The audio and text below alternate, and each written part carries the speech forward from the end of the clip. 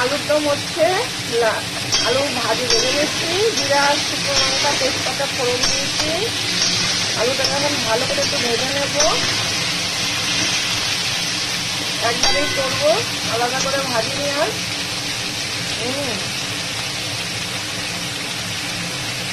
দেখো আজকে ঠান্ডা ঠান্ডা, তার সাথে খিচুড়ি। আহা হা হা, সবাই চলে আসো, যেতে আসবে। ভেজে নিই আলুটা, তারপর আবার আসছি। এবার মোটামুটি ভাজা হয়ে গেছে। এবার যেগুলোর মশলাগুলো আমি সব দেব, আদা জিরা লঙ্কা বাটা, একটু কাজু বাটা, যেহেতু একটু স্পেশাল হচ্ছে তাই একটু কাজু বাটা দেবো। দিনে স্পেশাল আলুর দম হচ্ছে, স্পেশাল আলুর দম। ঠিক আছে বন্ধুরা, তোমরা সবাই দেখতে থাকো আমি কি করে এটা বানাচ্ছি। আর তোমরা সবাই খাবে তো সবাই চলে আসো, বুঝতে পেরেছো? মিক্সিতে একটু টমেটো বাটা, একটু কাজু বাটা, একটু নারকেল বাটা, সামান্য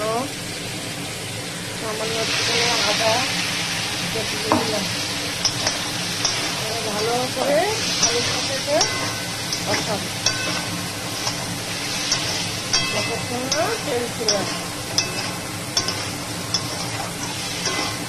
তখন অবধি কষাতে থাকবে ভালো করে। ঠিক আছে, আসছে আবার কষিয়ে আর একটু জল দেবো। একদম মশলা কষানো হয়ে গেছে, তেল ছেড়ে দিয়েছে। এবারে আমি একটু গরম জল করে রেখেছি, এই গরম জলটা দেব। এটা হলো নিরামিষ আলুর দম। নিরামিষ আলুর দম, এটা তুমি পুজোর দিনেও রান্না করতে পারো। আমি এরকম করি, আবার আলু ভেজেও আলাদা করেও করি। এটা একবারে দিয়ে দিলাম, হাতে সময় কমে জন্য। ঠিক আছে, তোমরা দেখতে থাকো। আবার অনেক সময় গোটা গরম মশলাও ফোড়ন দেই, আজকে দেইনি।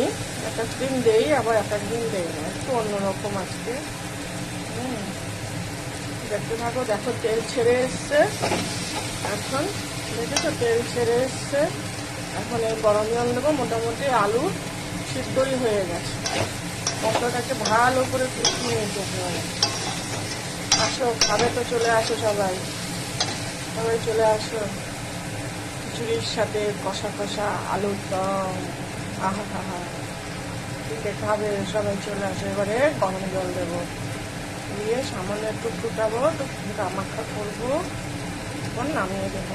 এবার জল দিয়েছি, এবার আলুটা ফুটবে ভালো করে অনেকক্ষণ ফুটলে গ্যাসটা কমিয়ে দেবো আস্তে আস্তে করে। ঠিক আছে, আলুটা সিদ্ধ হোক। কমপ্লিট আলুর দম, দেখো কতটা সুন্দর হয়েছে।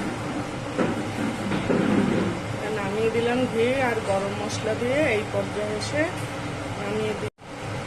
কত সুন্দর হয়েছে, খাবে তো চলে আসে সবাই। গরম গরম আলুর দম।